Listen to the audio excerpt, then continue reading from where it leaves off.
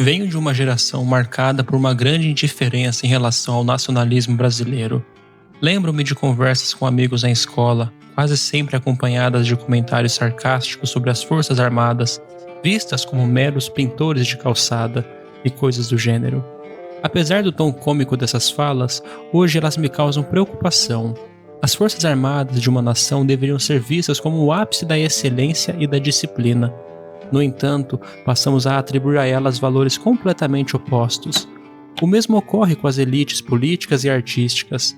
Em teoria, elas deveriam ser compostas por pessoas de elevado engajamento social, educadas em alto nível, capazes de refletir as virtudes essenciais de um bom político ou de um verdadeiro artista.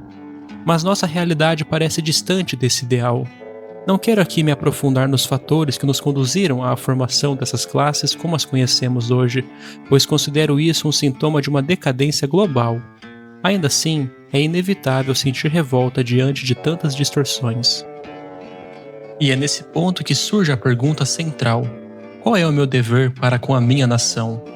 Essa questão abre espaço para reflexões tanto materiais quanto imateriais. Afinal, nascer em um país é apenas fruto do acaso ou haveria razões superiores para isso? O nacionalismo seria algo natural, instintivo, talvez até metafísico? Ou não passa de mais uma forma de radicalismo, de fanatismo? Situar-se diante dessas perguntas não é tarefa simples. Um dos elementos que alimentam essa incerteza é a desconfiança que desenvolvemos em relação às elites políticas. Muitos soldados norte-americanos, por exemplo, retornaram da invasão ao Iraque sentindo-se traídos, convencidos de que foram enganados pela própria nação que juraram defender. Casos como o escândalo dos arquivos Epstein aprofundam ainda mais essa descrença, ao revelar figuras poderosas envolvidas em corrupção moral e protegidas pelo próprio sistema político. Soma-se a isso a polarização política, que, ao invés de fortalecer a coesão nacional, intensifica divisões e ressentimentos. Tudo isso acaba gerando em nós um sentimento corrosivo. Vale a pena investir em um país tão corrupto, em uma pátria liderada por pessoas que talvez não sejam virtuosas? São essas inquietações que desejo explorar neste vídeo, apresentando algumas perspectivas filosóficas que encontrei, especialmente na obra de Críton, de Platão, onde se discute o dever do homem para com sua pátria, mesmo quando ela parece injusta.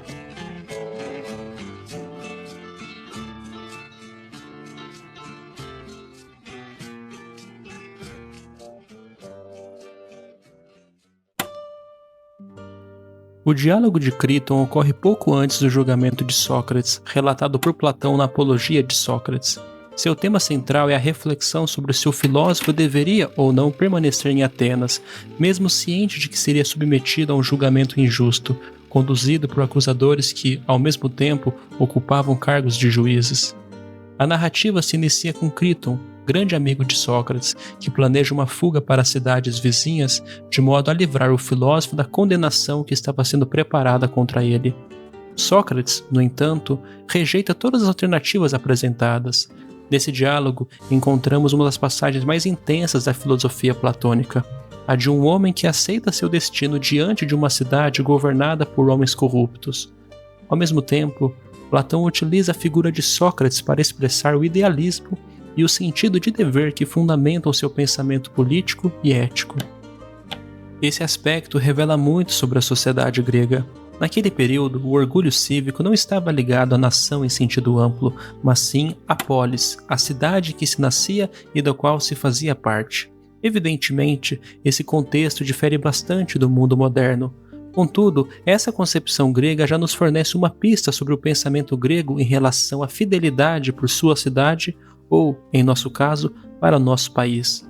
Segundo os gregos, a cidade é, na verdade, uma dádiva concedida pela terra. Suas leis, culturas e formas de convivência eram percebidas como o cuidado de um pai que alimenta seu filho. Desse modo, um homem deveria sempre enxergar sua cidade com gratidão e respeito, sabendo que seus antepassados também foram acolhidos e cuidados por ela. Desse modo, é entendido que um país é uma extensão da própria família, e se algum homem a traísse, seria como trair sua própria casa. É nesse alicerce que Sócrates fundamenta sua decisão de permanecer em Atenas. Segundo ele, Atenas foi uma cidade que o acolheu desde a juventude, e a única forma de retribuir essa dádiva era realizando a defesa da verdade. E, segundo o diálogo platônico, podemos definir essa defesa nos seguintes critérios. Ao longo de sua argumentação contra Críton, Sócrates articula a ideia de que a verdade e os fundamentos da justiça não são produtos da opinião coletiva de uma população, mas sim o resultado de uma busca individual que cada pessoa deve empreender.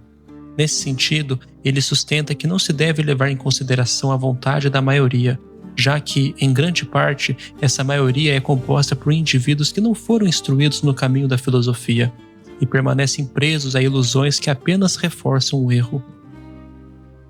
Assim, Sócrates defende que nem toda opinião possui valor, apenas aquelas que provêm de pessoas com autoridade e conhecimento genuíno sobre o assunto devem ser consideradas.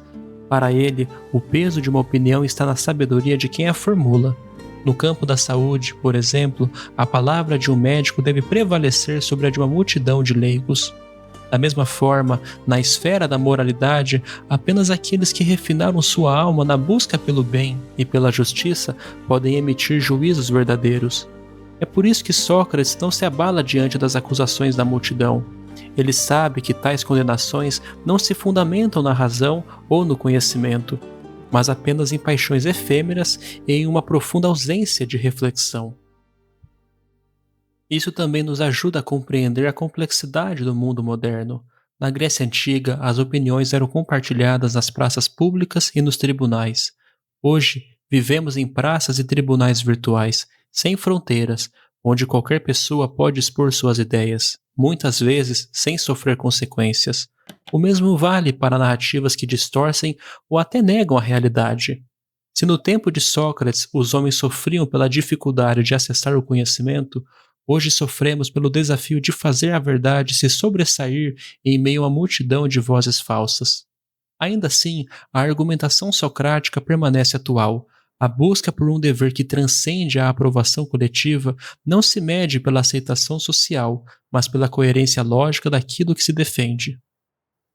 Por meio disso, podemos compreender que qualquer pessoa que acredite que tem uma missão com sua pátria não deve buscar a aceitação coletiva, pois essas normalmente estão erradas. O que ele deve buscar é uma coerência lógica com as ideias que ele defende. E assim, se inicia o segundo pilar do argumento de Sócrates, que o mais importante não é simplesmente viver, mas viver bem.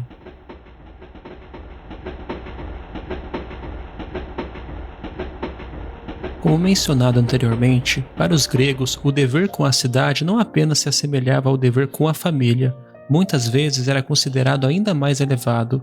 Afinal, se a nação entra em decadência, sua desordem inevitavelmente alcança o lar e corrói a base da própria família e, posteriormente, a cultura. Nesse sentido, o compromisso de um homem sábio não se limita ao âmbito privado, mas está profundamente ligado à saúde e ao destino de seu país. Contudo, o dilema enfrentado por Sócrates e também por nós é quando estamos inseridos em um país com uma justiça e cultura decadente. Nesses casos, o que fazer? Como ter nacionalismo quando a realidade faz questão de esmagar suas esperanças no florescimento de uma nação? A resposta que Sócrates propôs foi seu próprio sacrifício em nome da verdade. A única forma de defender sua cidade ou seu país, de resgatá-la da decadência, é permanecendo nela como uma testemunha da verdade que ele representava. Esse ensinamento, que carrega um forte tom platônico, revela uma concepção elevada da ideia de pátria. Platão, por meio de Sócrates, mostra que uma cidade não se reduz aos homens que a governam. Acima deles existe um ideal de nação, algo que transcende os corruptos e os interesses mesquinhos. Assim, quando Sócrates afirma que viveu toda a sua vida em Atenas e nela constituiu sua família, ele reconhece que abandonar a cidade seria uma traição não apenas ao seu povo, mas ao próprio ideal que dedicou sua vida a servir. Ele compreende que as leis são sagradas, embora sua aplicação possa ser corrompida. E se fugisse, o que devolveria à terra que o formou? Nada, apenas deixaria Atenas mergulhado na injustiça. Por isso, escolhe permanecer, aceitar o julgamento e a condenação, porque seu dever não é com os homens que detêm o poder, mas com o ideal que a cidade representa. Sua vida, então, torna-se o testemunho vivo da verdade e do bem. Por outro lado, devemos reconhecer que você e eu talvez não tenhamos o desejo de se tornar um mártir por seu país, especialmente pelo Brasil. Contudo, é necessário reconhecer e realizar um exame interior para identificarmos se existe um senso de dever para com nossa pátria-mãe. Infelizmente, esse é um processo que só pode ser feito individualmente. O que posso dizer aqui são as minhas próprias percepções sobre o Brasil, e talvez ajudar você a entender se existe algo em você que ainda pode pulsar por este belo país.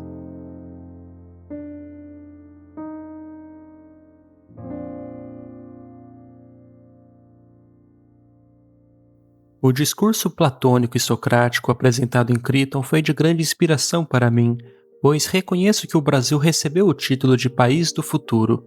Contudo, até hoje esse futuro não se realizou. Essa é uma reclamação recorrente que ouço, sobretudo de pessoas mais velhas, nascidas nas décadas de 1960 e 70, que cresceram acreditando nas promessas de um país destinado à grandeza. Essas promessas se sustentavam nas vastas reservas naturais que o Brasil possui, riquezas que, em teoria, colocariam o Brasil à frente na exploração de minérios e outros recursos capazes de impulsionar a ciência e a tecnologia nacional.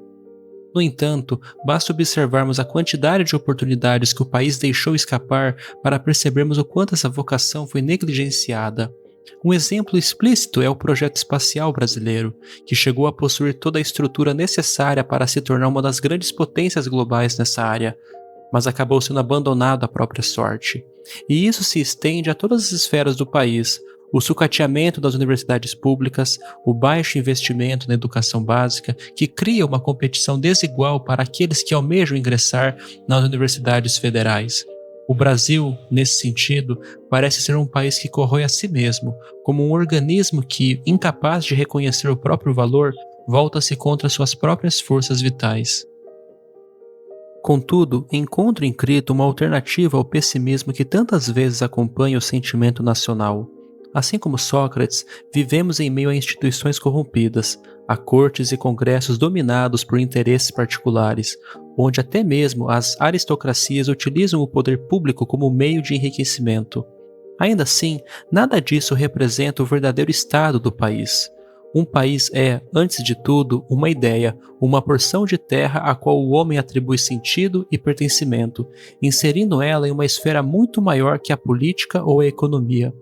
E como propôs Sócrates, todos esses males e distorções não constituem o estado natural das coisas, mas sim uma condição passageira que pode ser transformada pela restauração da cultura e pela defesa inabalável da verdade.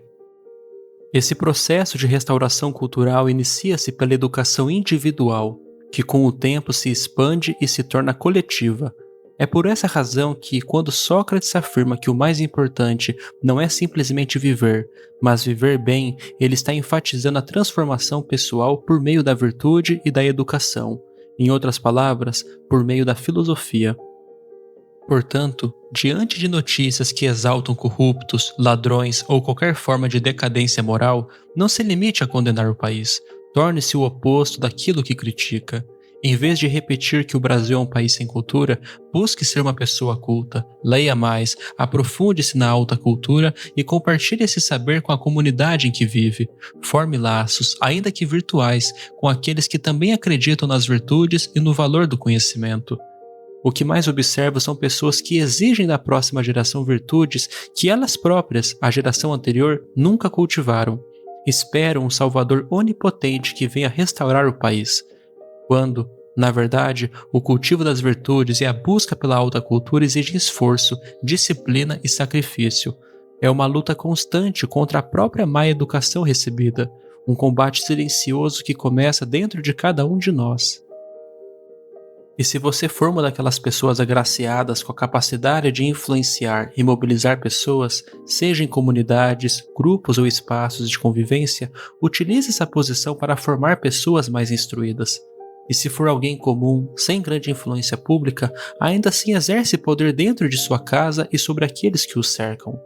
Portanto, o maior bem que você pode fazer a si mesmo, à sua comunidade e ao seu país é buscar uma vida boa, no sentido mais elevado que Sócrates propôs.